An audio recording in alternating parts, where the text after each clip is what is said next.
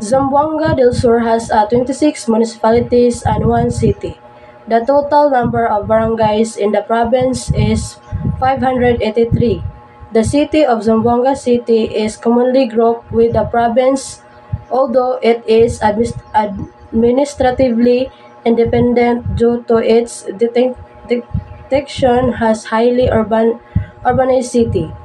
The two predominant cultures present in Zamboanga del Sur are the Subanons or Subanins and the Muslims.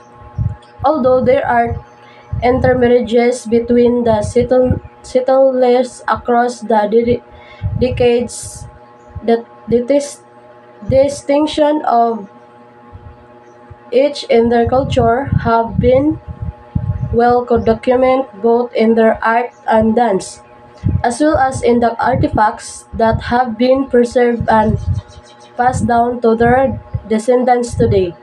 The same thing can be said for the other settlers that have made Zamboanga del Sur their home in the beginning. In short, Zamboanga's culture path manages to avoid becoming a complete mix of all the settlers, instead becoming a distinct collection of cultural heritage. The culture of each of the ethnic groups are made more manifest through the celebration and practice that are still observed until now. For Subanins, no celebration is more grand than what is known as Boklog, a rite that they observe after a happy event such as a good harvest, for example. The Boklog is a celebration that goes on until the week hours in the morning, consisting of a movable stage that slowly gets lower by the motion of the dancer, accompanied by the synchronized shout of the participants. Other dances such as the Mangalay and the Sotalik, on the other hand, are usually performed during fiestas.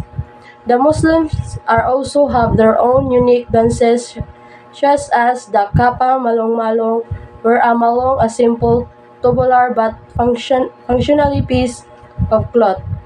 It used the single it also another truly unique dance utilizing crisscross bamboos, beautiful attires, fans, and ladies in waiting holding beautifully decorated umbrellas.